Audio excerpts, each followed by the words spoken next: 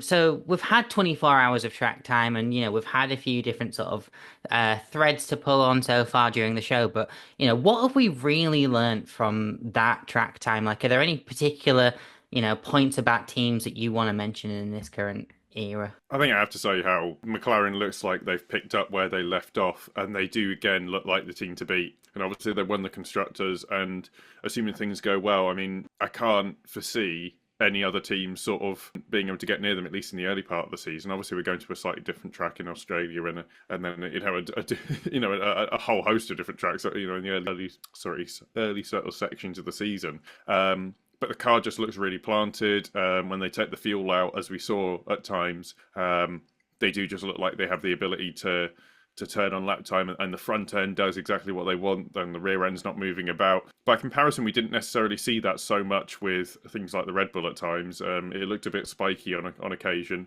I mean, there were times when the Red Bull did as well.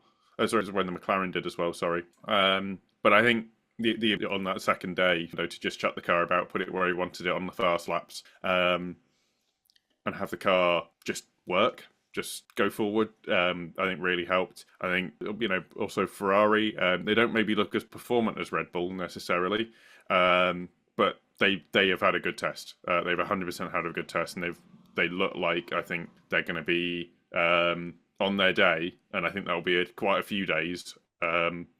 Over the season, I think they're going to be troubling Red Bull. Then it's not going to be a case, I think, for Red Bull as fast as they are, that they're sort of fighting with McLaren, but it doesn't matter too much. I think they're going to have people nipping on their heels, and hopefully, I mean, Mercedes seem to have fixed some things, but Mercedes do seem to be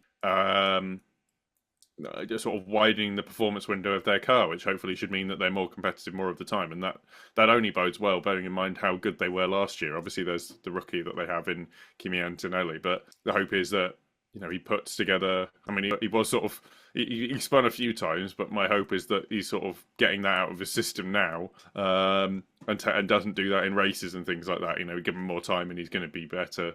We can hopefully see what a talent he's supposed to be. But that's sort of where I'd see it at the front, in terms of performance. Yeah, that's really what I'd pick out. I mean, I don't really want to talk too much about or rag on, more specifically criticize the teams that haven't had such a great test. But yeah, really at the front, I think it's starting to come together, and I think we're going to have a good season. Yeah, certainly some things that I picked out as well. Like Mercedes finishing day three with the fastest time, but then you've got Antonelli who still looks a little bit rough around the edges almost every single time. The coverage seemed to cut to him. He either seemed to be locking up or going deep into a corner. But Louis, like, is there anything else that you've learned from the last 24 hours of Bahrain testing? Um, I mean, I pretty much agree with like pretty much everything Owain said. It does seem to be that the it's going to be probably similar to last year in terms of grid placement. Maybe we'll see the Aston, as I said, the Aston Martin. Maybe Williams, I think, will be a bit higher.